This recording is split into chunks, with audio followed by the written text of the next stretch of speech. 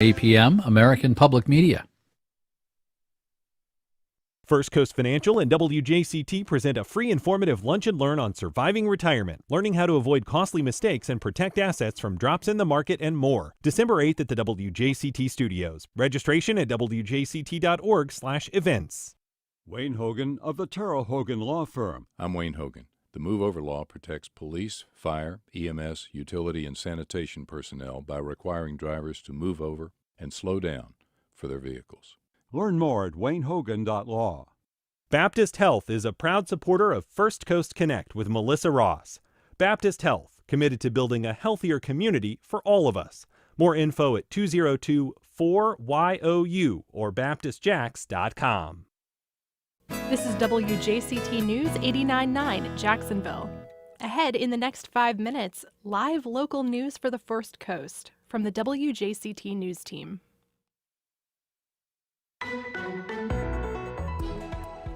A special election is coming up in Duval County. I'm Melissa Ross, and just ahead this hour on First Coast Connect, 4 candidates are on the ballot to fill the seat vacated on City Council by the late Tommy Hazouri. Allegations of voter suppression in this contest. We'll tell you all about tomorrow's election, then later. It had been and was kind of a crazy period of time for JEA. What's the future of energy in Florida? A conversation with Jay Stowe, the CEO of JEA. Plus, the Jaguars lose again, even as Gardner Minshew soars for another NFL team. That and more, all ahead this hour here on First Coast Connect.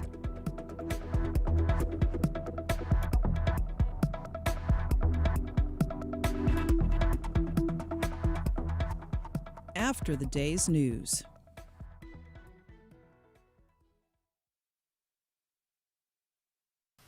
Live from NPR News, I'm Corva Coleman. Michigan authorities will interview a Detroit area artist today in connection with last week's deadly high school shootings.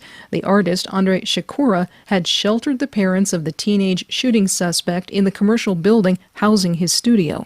But Shakura's lawyer, Clarence Dass, insists the artist did not know at the time the parents were being sought by police. They did not tell him that charges were issued. They did not tell him they had a warrant out for their arrest. If they had told him that, he wouldn't have even allowed them to stay in his property, because the minute he actually did find out, he himself went to law enforcement and told them that they were there. The parents face manslaughter counts in the deadly shooting case. Their son faces many more charges, including first-degree murder. Later today, former Republican Senator David Perdue of Georgia is expected to announce he is running for governor. From member station WABE, Susanna Capelouto reports Georgia's current Republican governor, Brian Kemp, has been criticized by former President Donald Trump. Trump has been angry with Governor Kemp ever since Joe Biden carried Georgia, and the governor refused to give in to demands to somehow overturn the results. Now, David Perdue is expected to follow Trump's call to enter the race. Kemp's campaign reacted to the Perdue challenge, saying his only reason for running is a, quote, bruised ego after losing his U.S. Senate seat. Perdue lost to Democrat Jon Ossoff in a runoff earlier this year.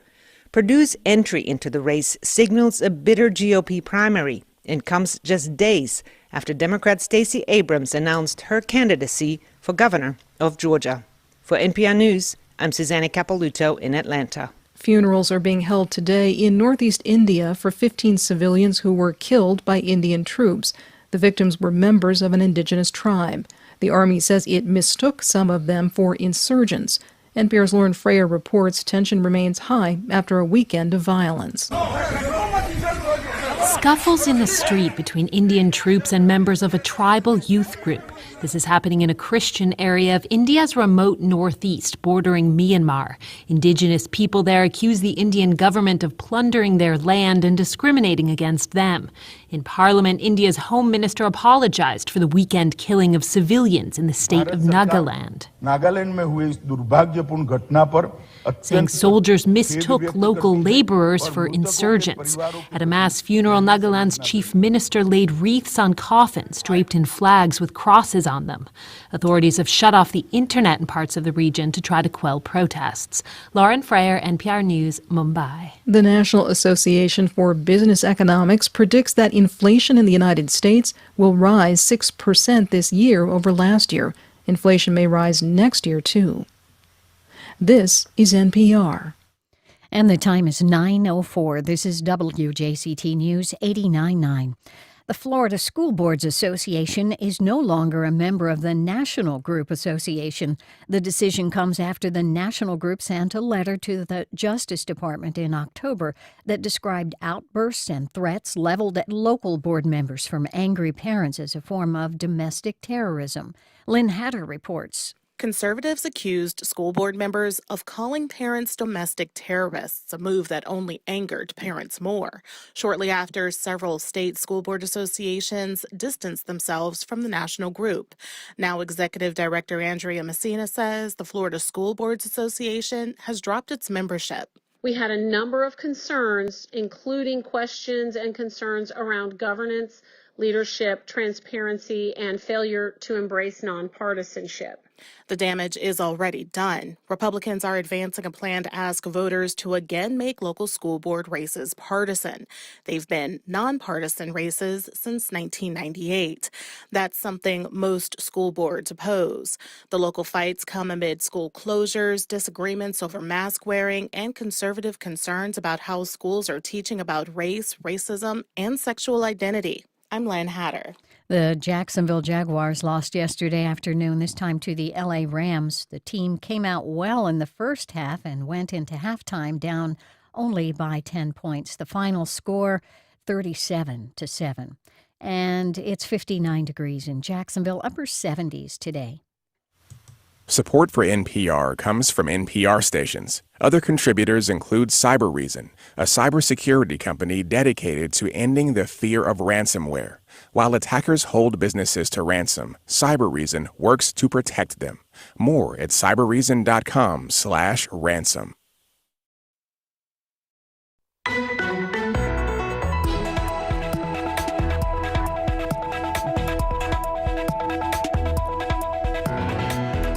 Low turnout, dark money, allegations of voter suppression. Yes, it's almost Election Day in Jacksonville. Good Monday morning. We're live from Studio 5. I'm Melissa Ross, and this is First Coast Connect. Thanks for listening. Just ahead this hour, what you need to know about tomorrow's special election in Duval. Give us a call. It's 549-2937. Then later, the Jaguars lose again, just as their former QB Gardner Minshew helps another team soar. That's ahead, along with a conversation with the relatively new CEO of JEA.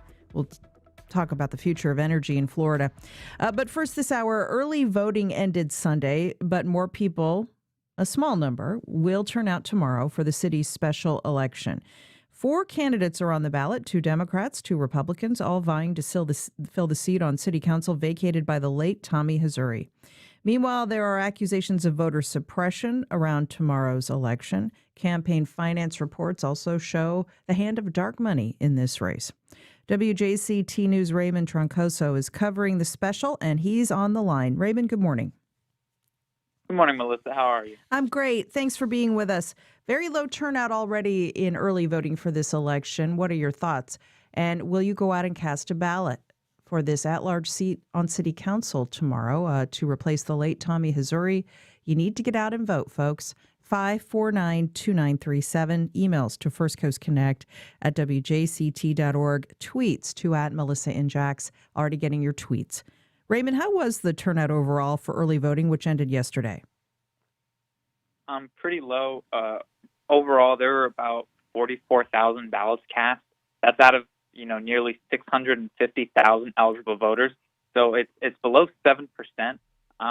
We kind of consider low turnout to be between like 10 and 15%, which is kind of what Mike Hogan has been, the supervisor of elections, has been predicting is that it's going to be between. But yeah, it's below 7%, which is pretty dismal. Yeah. If we crack 10%, I think they'll consider that a victory, unfortunately. So, folks, we've said this over and over. If you're someone who complains about the way local government is run, here's one small chance to have your voice heard. Go out and vote in tomorrow's special election to fill this city council seat. So, Raymond, some polling places were closed for this special election. Local pastors and other community leaders complained about that, saying it's voter suppression. So can you spend a little time explaining what's going on with that? Yeah, so basically, in 2020 election, we had 20 early voting sites that were open for a considerable amount of time. For this special election, which was kind of put together on a little bit of short notice, Supervisor Mike Hogan shortened the number of hours that these sites were open and also closed 5 of them. So now there were only 15 places that you could vote early as opposed to 20. And where those closures happened tended to be in areas that were lower income, places that had high percentage of usage by Black residents, Hispanic residents, and that's something that obviously a lot of people in the community took issue with. Yeah. And so what was the response from Supervisor of Elections Hogan? Is his view that there just isn't enough turnout to maintain those sites? Yeah, so basically he says, we don't collect financial data, we don't collect racial data on who votes where. These decisions were made based on geographic location, and they were made based on the fact that we're not expecting high turnout. So he didn't feel that it was a good use of money and resources, basically to have 20 sites open when he didn't feel like a lot of people were going to show up anyway. And that's kind of the rationale that he's put out there to basically defend these decisions. I see. It's 549-2937. There were changes made to voting earlier this year that took effect statewide as well that will affect this election and all elections going forward. Let's talk about what voters can expect there, Raymond. Yeah, so earlier this year, Ron DeSantis signed basically what he calls a voting integrity law. Opponents of his would call it a voter suppression law. And basically, it doesn't go as far as, some of the other voting laws that have grabbed national headlines, like in Georgia. But it does make things a little bit stricter. Voter drop boxes, which were something that were big in 2020 because it was an election being held during coronavirus. Those basically have to be watched 24/7 if you want to have them open. They need to be watched by a paid staffer at all times. That really limits when people can drop off their ballot, because basically the point of them is that, all right, if I can't show up during regular hours, maybe after work I can drop off, my mail ballot into this drop box. Now you can't do that. You can only do it when there's someone actually there to watch the box, and that requires a lot more money by election supervisors who've mostly elected to either not have drop boxes, or in the case of Duval County, they're only open during regular hours anyway, when you might as well get in line.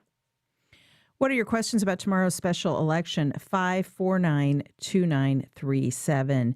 Let's talk about the candidates on the ballot, if we could, for a little bit, Raymond. There are 2 Democrats and 2 Republicans on the ballot that voters can choose from to fill the seat vacated by the late former mayor, city council member, school board member Tommy Hazouri. He left a large political legacy. The winner of this race, well, there will be a runoff election most likely, but the eventual winner of this race will become the at-large Group 3 council member through June of 2023. If no candidate gets at least 50% plus one tomorrow night, the 2 candidates with the most votes advance to a second election in February. So that'll be an even lower turnout election. A very small number of people are choosing this next public official. Let's talk about the candidates. Nick Howland, James Jacobs, Tracy Polson, and Howdy Russell. 2 Republicans, 2 Democrats. Mm-hmm. So I think the conventional wisdom is that's probably going to come down between the people who have the most institutional support, which would be Howland and Tracy Polson in terms of the money, the resources that they've pulled in, the endorsements that they've received. We're going to have to obviously wait until tomorrow to see if that's true.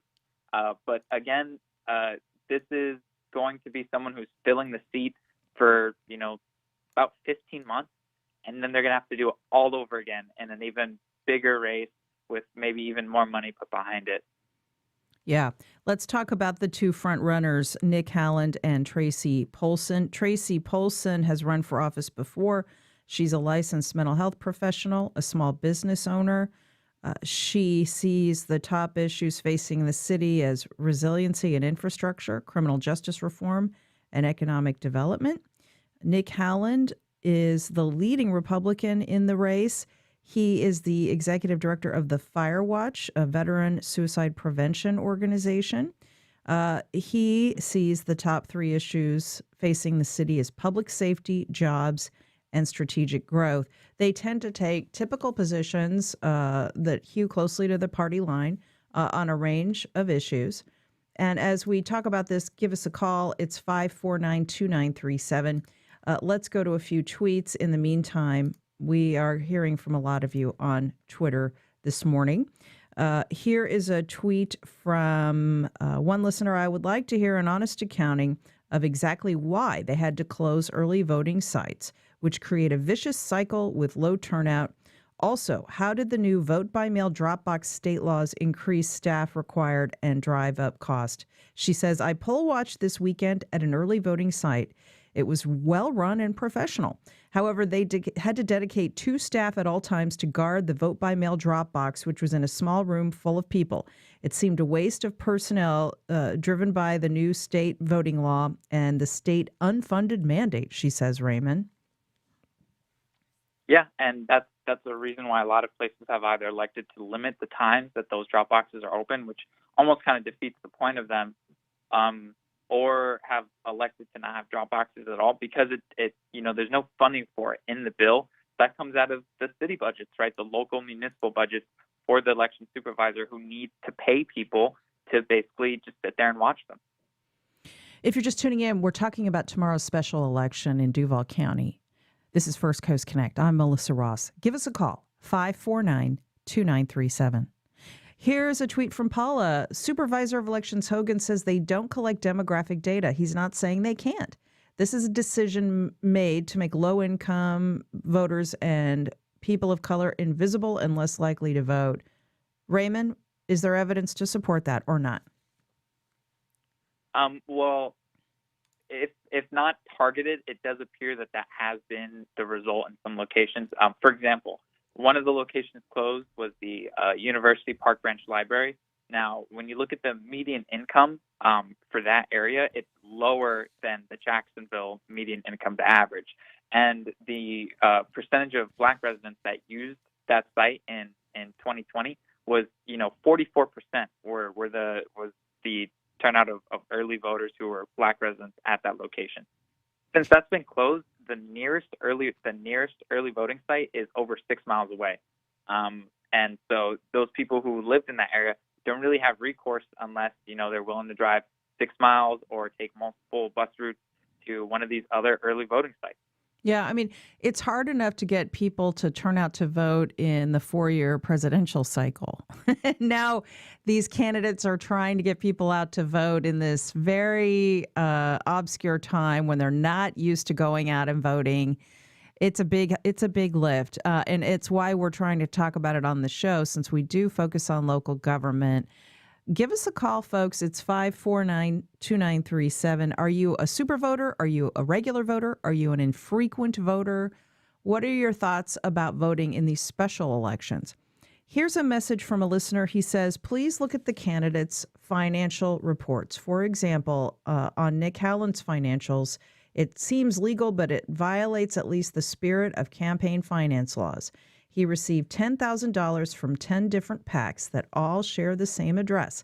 And if I looked, I would bet they all had the same officers. Gary Chartrand used to do things like that, donating multiple times to the same candidate under many different entities. Okay.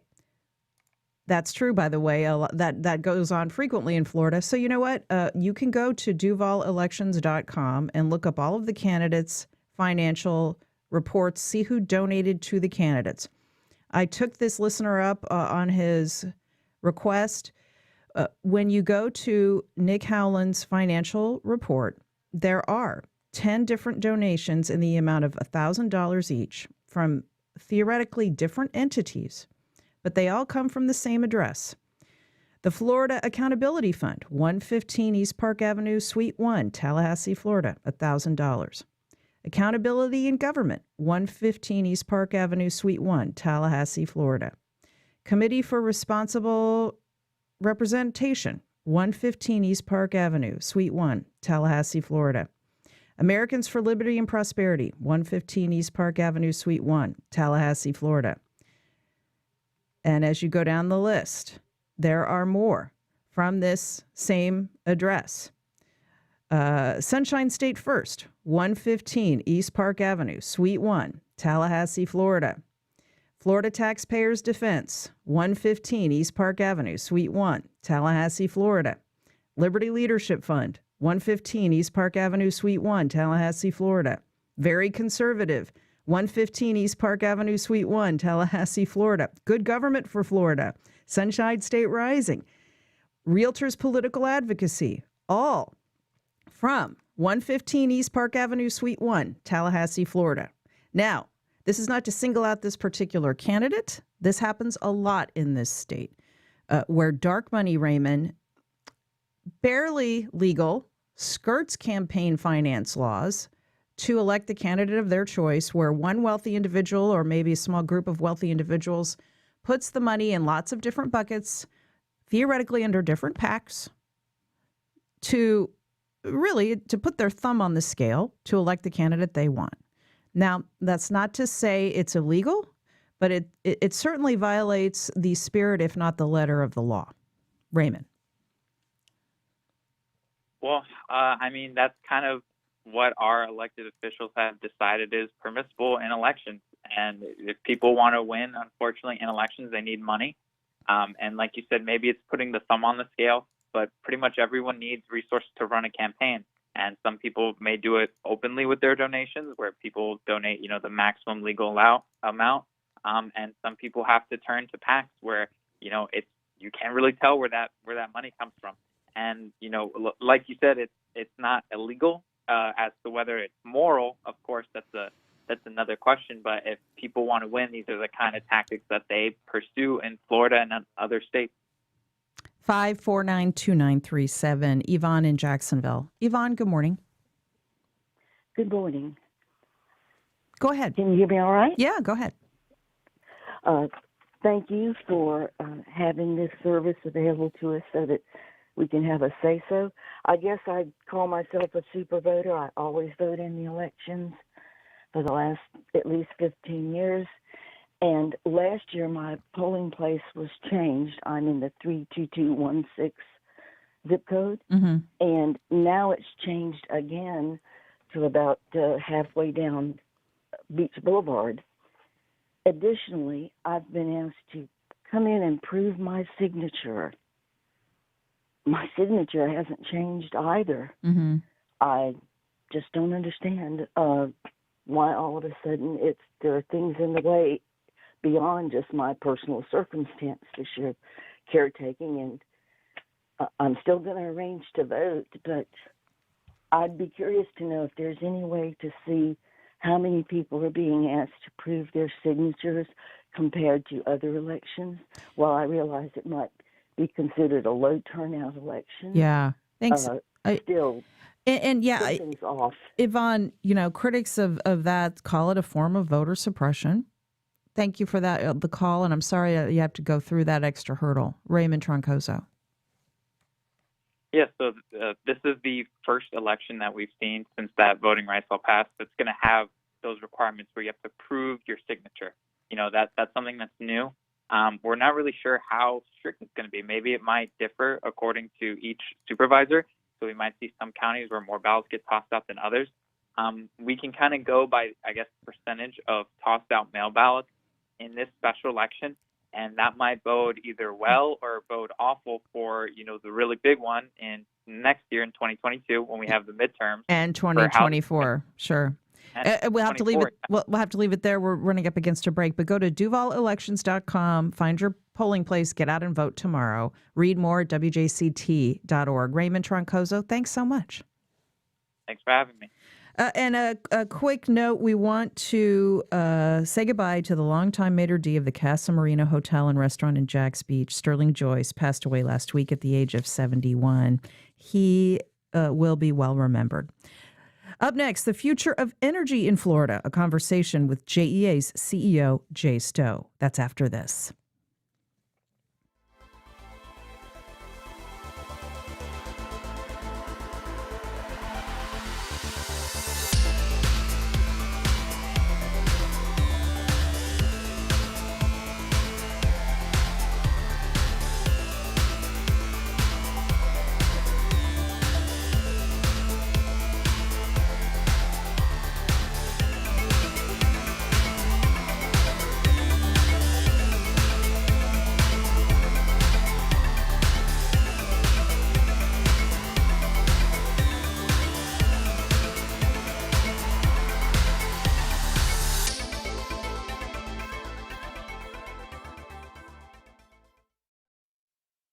My name's Casey Morrell, and I'm a producer and director for NPR's afternoon news magazine, All Things Considered. The job of a show director is directing our engineer and our hosts and guiding them through what's coming up in that broadcast. It's kind of like being the conductor on a very fast-moving train. The show has a specific clock, and if you imagine the show as a train, it has to get to specific stations at exactly the same time every single day. It's fun. It's a fun job. I'm a member of 3 different NPR stations. I've lived in a bunch of different places, and one thing that has helped me feel like each of those places was home was my local NPR station. When you donate to this station, you are directly supporting shows that you love and all the work behind the scenes that keeps them up and running. Here is how to give. Please call 353-9528 or visit wjct.org/radio.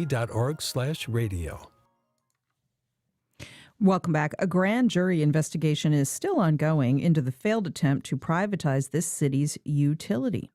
Meanwhile, JEA carries on with new leadership in place after the controversy that had engulfed the utility in previous years.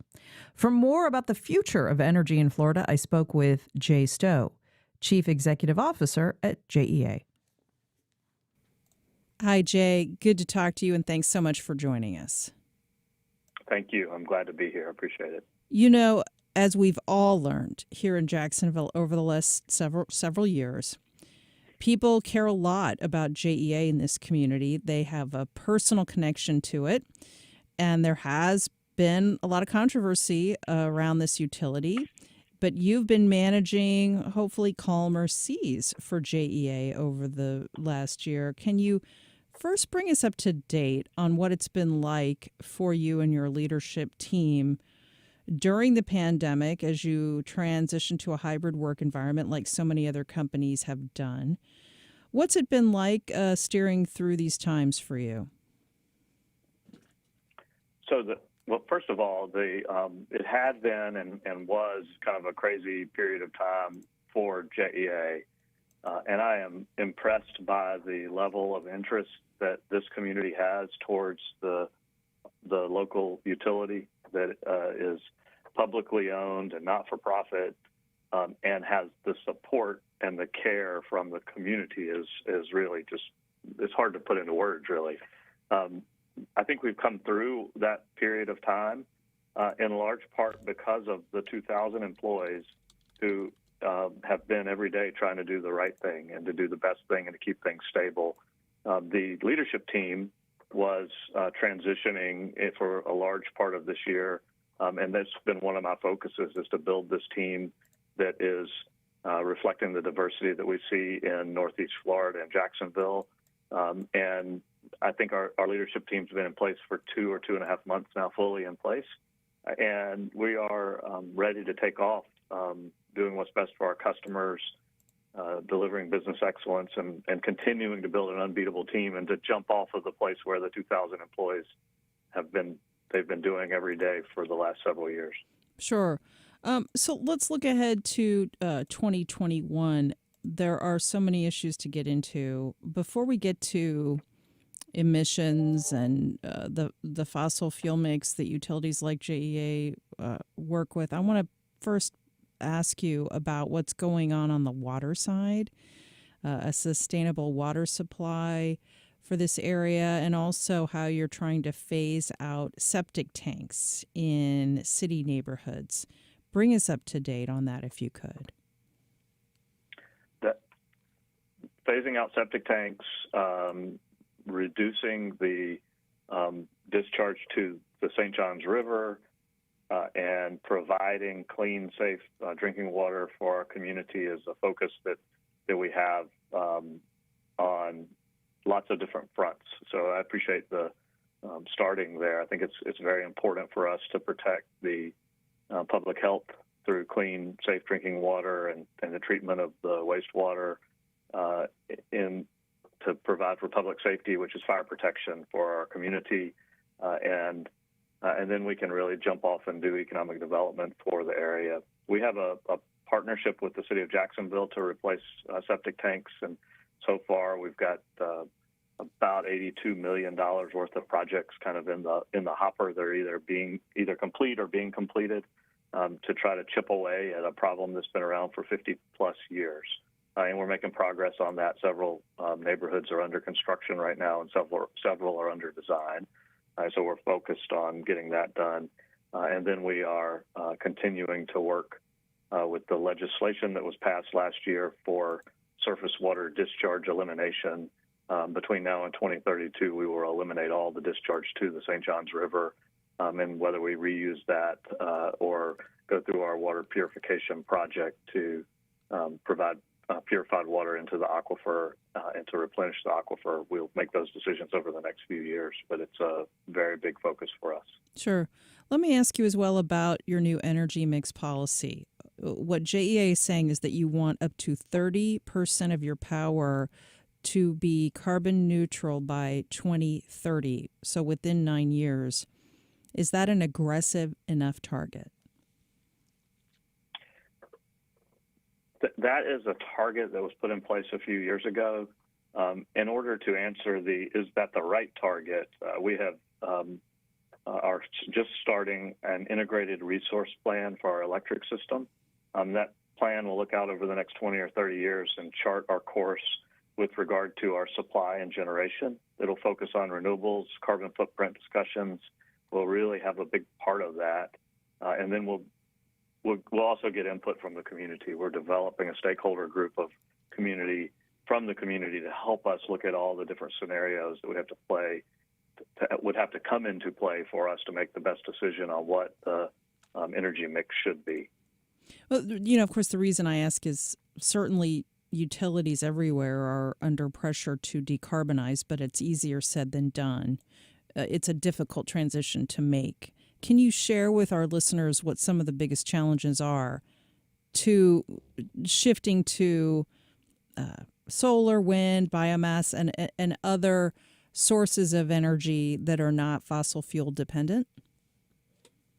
Sure. Well, the biggest single transition that we're making is through our investment in Plant Vogtle, the nuclear plant that is scheduled to come online next year. The second round, we've had several coal-fired plants that have been decommissioned in the last few years, including one that we get a PPA, a power purchase agreement through Plant Shear that ends at the end of this month, and that will reduce our coal. So transitioning from coal to gas is a little bit of a carbon reduction. Transitioning to nuclear is a much larger carbon reduction.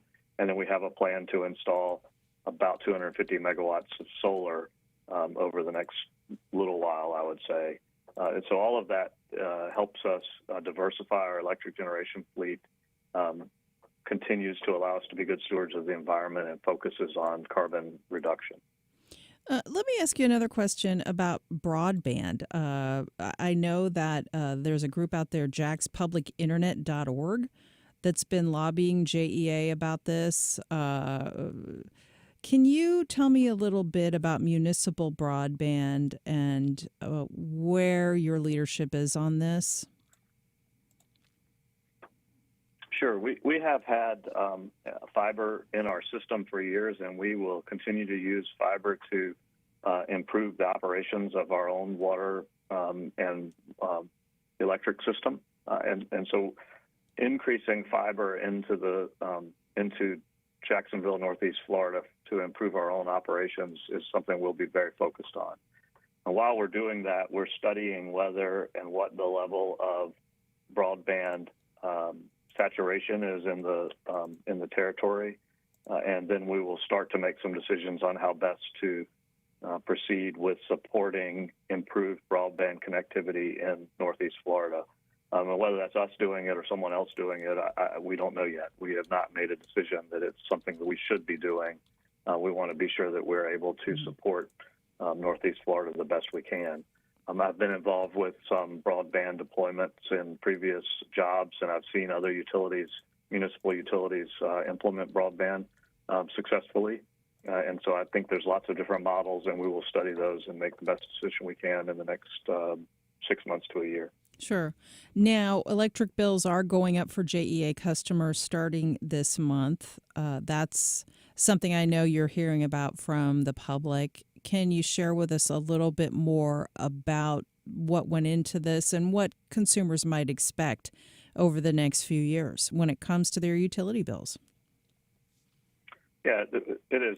We try to control our costs the best we can. There have been outside influences that have driven up cost, most particularly natural gas prices, which are similar to what people see at their gas stations at the pump.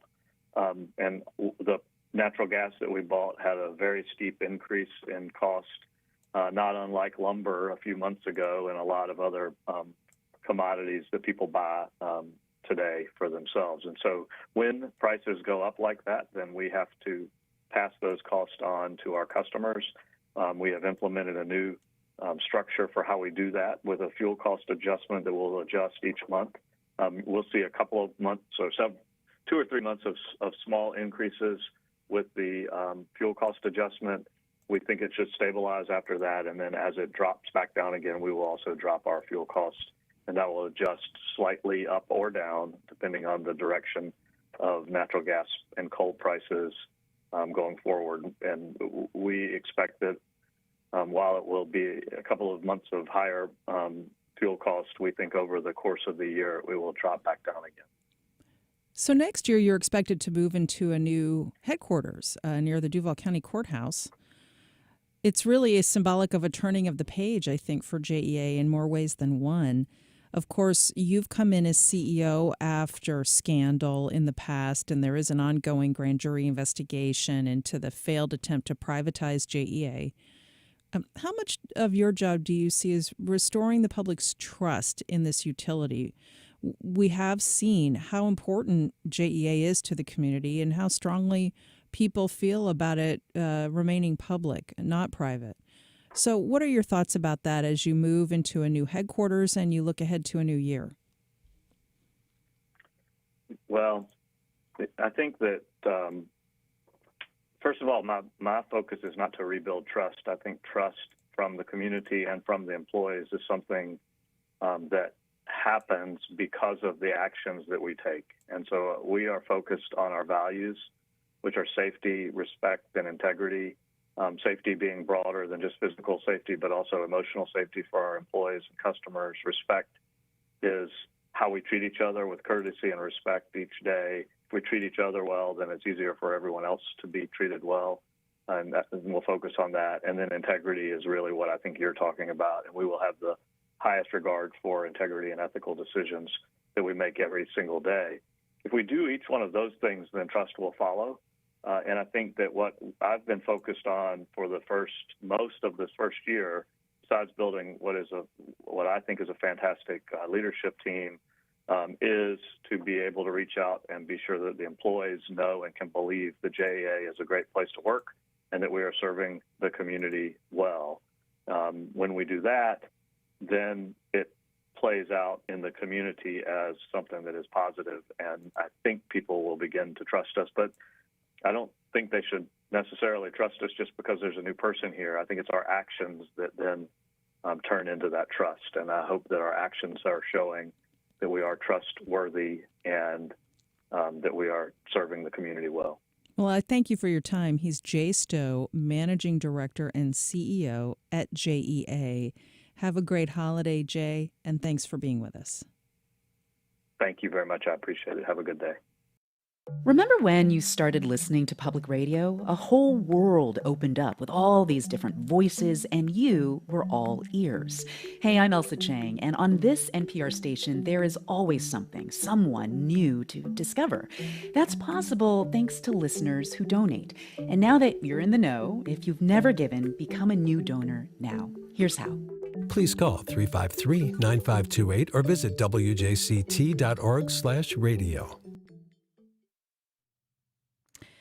Well, the Jaguars lost again yesterday, this time to the Rams, but their former quarterback Gardner Minshew had a great day, helping the Eagles soar high above the Jets. Josh Torres took in a lot of football and other sports over the weekend. Hey, Josh, good morning. Hello, Melissa. And yes, this weekend was packed, and I was very busy trying to keep up with all of it. Yeah. So we're going to start off with the Jags. Another week, another disappointment at this point, honestly, and this is coming from what I've seen on Twitter and fans, what they're saying. Everybody's basically just given up on this season. They really don't, when you look at their schedule, they really don't have a lot left that they're going to be able to do something with. And it hurt even more when we saw the man with the stash, Gardner Minshew, producer Heather Schatz's favorite player that has ever played for the Jacksonville Jaguars. Yes. Absolutely just have a beautiful game against the New York Jets. And honestly, was really happy to see it, not only because it's great to see him having some success over there, but also because if he continues to play, remember that trade that the Jags made with the Eagles for Gardner, if he plays in it for 3 games at least 50% of the offensive plays for the team, the Jags' 6th-round pick that they received from the Eagles becomes a 5th-round pick instead. So you kind of hope maybe he plays just a little bit more. Well, that game was on at 1 p.m., and then at 4 o'clock, the Jags took on the L.A. Rams, and man, oh man, was this not a good game.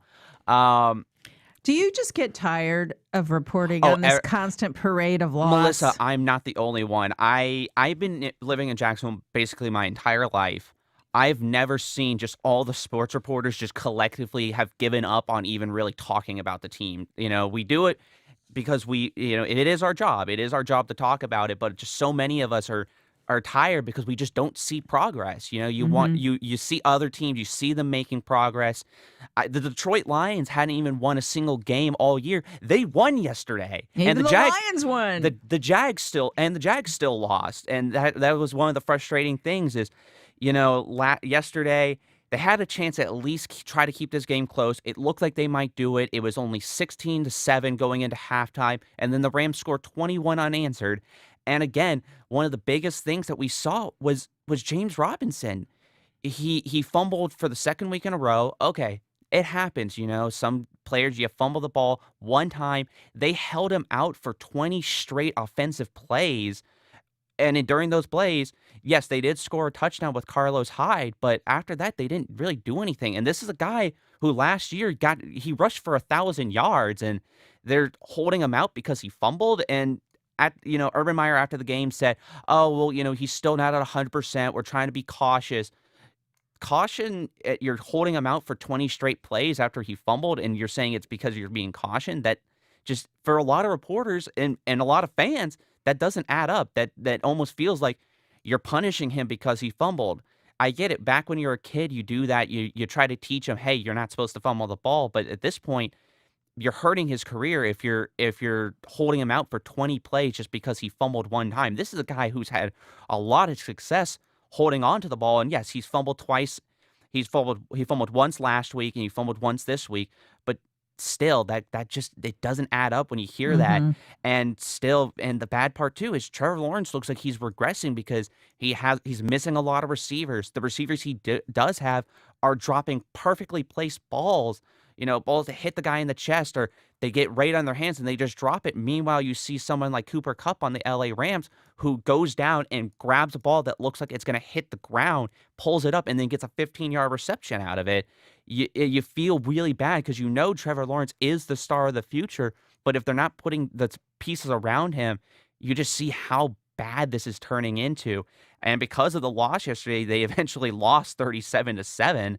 This is the 10th season in the last 11, with the exception being that beautiful run to the AFC Championship game where they've had at least 10 losses on the year. That's 10 years out of the last 11 that Jags fans have had to endure, knowing by the middle of the year there's no hope anymore. And, Shad Khan has been the owner. Yep, for this time. And seeing what Jags fans are saying on Twitter, they want everyone gone. They want Urban Meyer gone. They basically want the entire front office gone, and they want Shad Khan gone. He came in. We all thought this might be a real good change.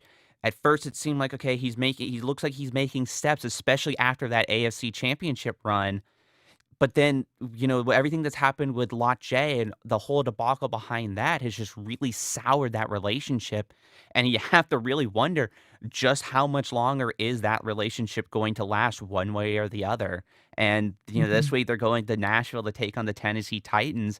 And it's another game that even despite the fact the Titans are missing their star running back in Derrick Henry, I just don't see. The only game I see them really being having a chance to win for the rest of the year is the December 19th matchup against the Houston Texans. And that's a team that isn't even doing well at all. And that's the only team I can even see them possibly beating for the rest of the year. Everybody else, I just don't see a path with the way this team is right now to get a win. Just get us to the end of this season is all I can say. Okay, you also monitored a little bit of college football, college basketball, even some volleyball this weekend. Yes, we'll start off with some college football. Had the most exciting match of the year, or at least we thought it was going to be. Number 1 ranked Georgia Bulldogs going against number 3 Alabama Crimson Tide, and this one turned into a dud.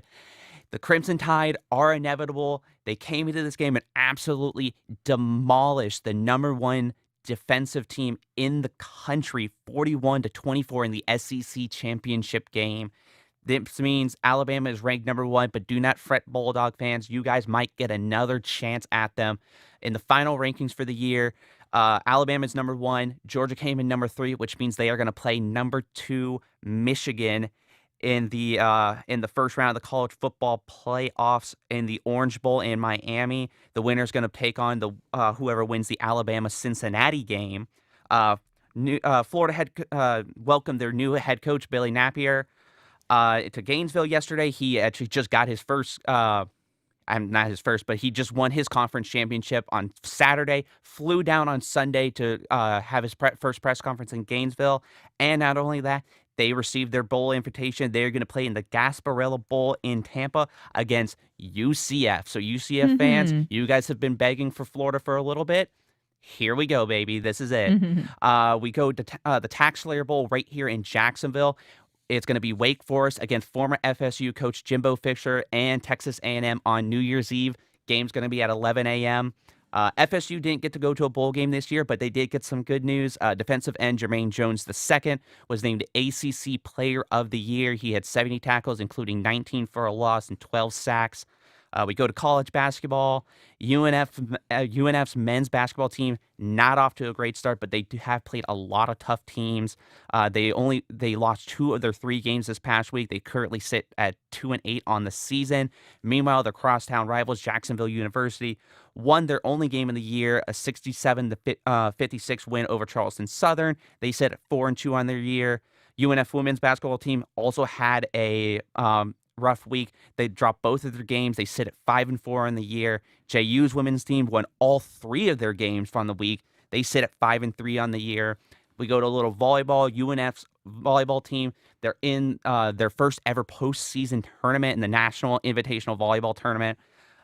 They just beat Troy last night in 3 straight sets, and that means they're going on to the quarterfinals to play UConn on Wednesday. Good luck to them. Okay, let's talk really quickly about your favorite, racing. Yes. We had the Nitro Rallycross. They raced at the Firm in Stark, Florida for their championship race. The championship was coming down to X Games legend Travis Pastrana and, because I know you know how much I love it, former F1 racer turned rallycross driver Scott Speed. He was the last American to ever race full-time in F1, for those people who would like to know that. But Pastrana won the championship thanks to a daring move down into turn 1, and he clinched the championship for 2021. Would you ever be a racer yourself? Do you dream of that? I would love to. You want to do it? One, I'm way too old to be a professional race driver. You're not that old. And then 2, Melissa, it is very expensive to get into racing. I appreciate all the race car drivers out there, but it is a very, very expensive sport to get into. Someone needs to sponsor Josh Torres so that he can start a new hobby. In the meantime, follow him at Josh is a Polar Bear on Twitter for all of his sports takes. And thank you for directing this show, too. Thank you, Melissa. Up next, it's Come From Away, the Broadway musical about the true story of the small town in Newfoundland that welcomed the world after September 11th. We'll speak with the show's star and the Canadian mayor who inspired this amazing story. That's next.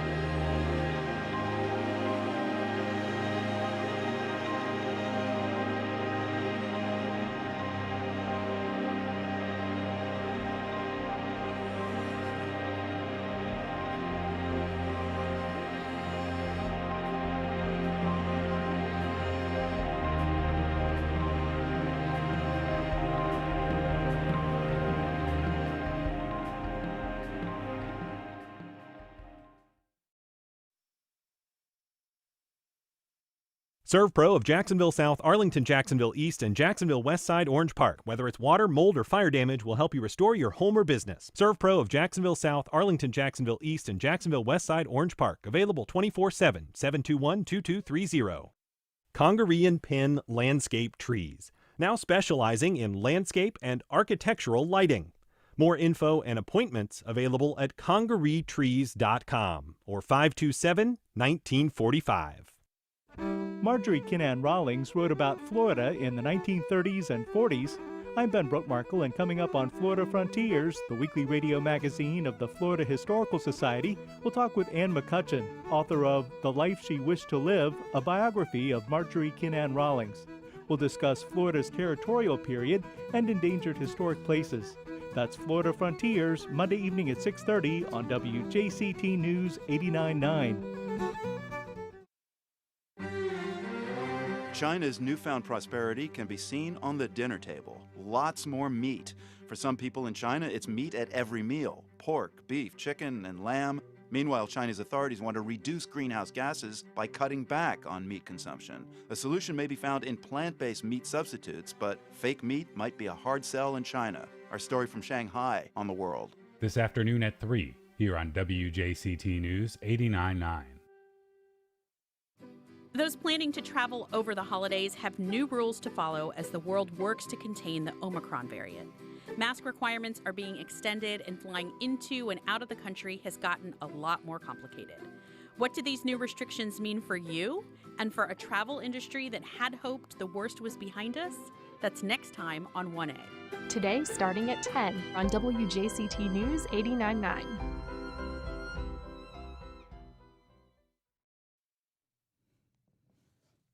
Welcome back. A new musical opens tomorrow night at the Times Union Center. Come From Away is the Tony Award-winning show about the true story of a small town in Newfoundland who welcomed the world after September 11th. For more about Come From Away, I spoke with the former mayor of the town of Gander in Newfoundland, Claude Elliott, and the actor who plays him in this production, Kevin Carolan. Guys, it's so good to be with you, and thanks for joining us. Thank you. Thank you. You know, in a moment, Kevin, I want to hear all about the production and your part in the show. But first, let's begin with Mayor Claude.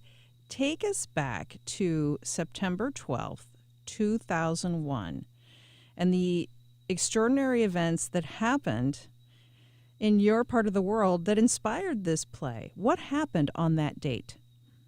Well, I guess that day was like any other ordinary day when we started the day, but little did we know that a few hours in the day that it wouldn't be ordinary for the next 4 or 5 days. And, you know, we knew that we had 7,000 people in town that needed help, that was going to be here for a while.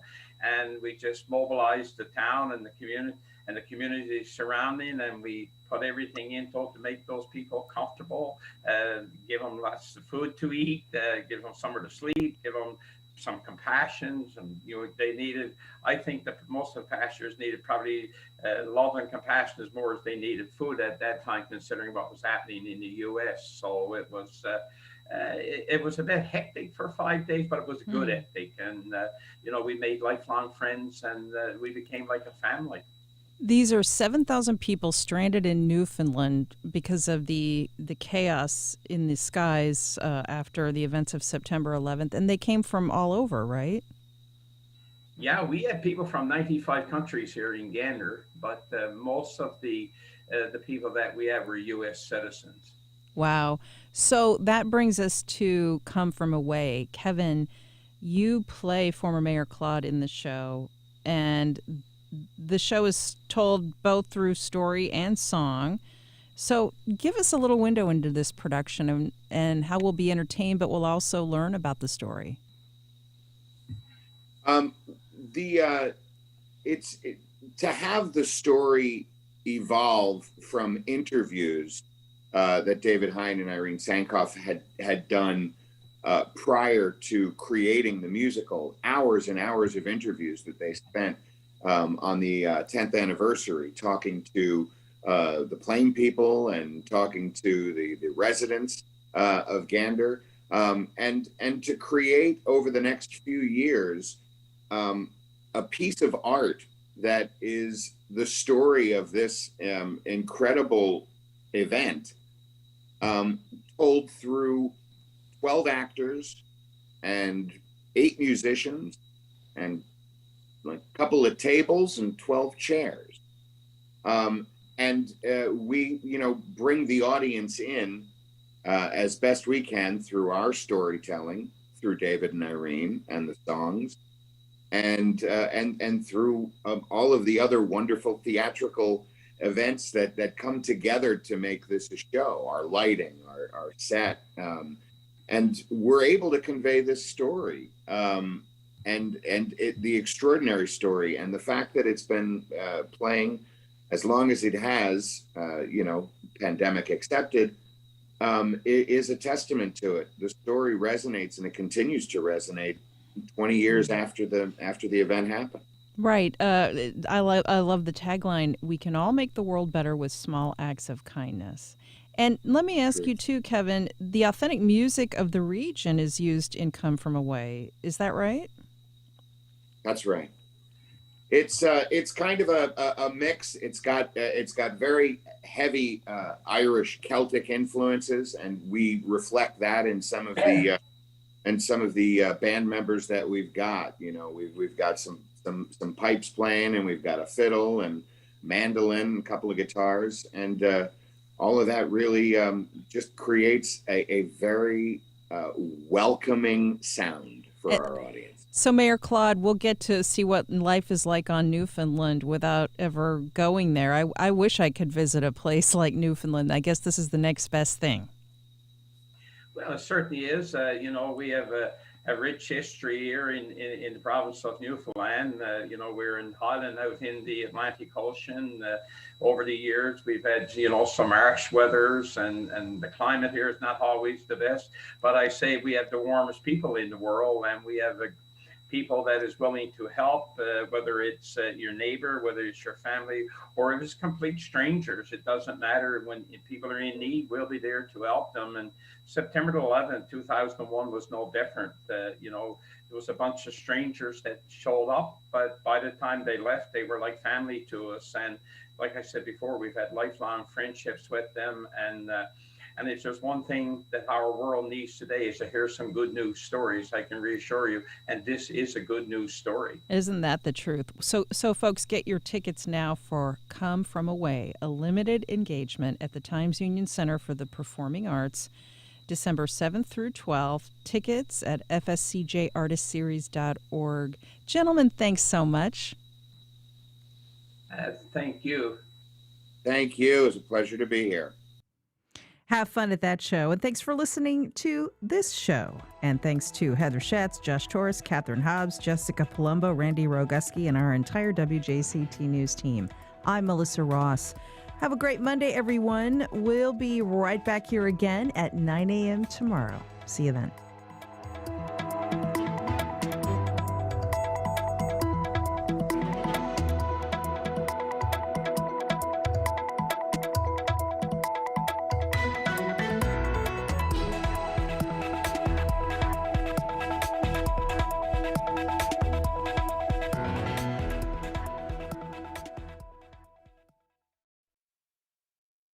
Support for First Coast Connect is provided by Baptist Health and the North Florida TPO.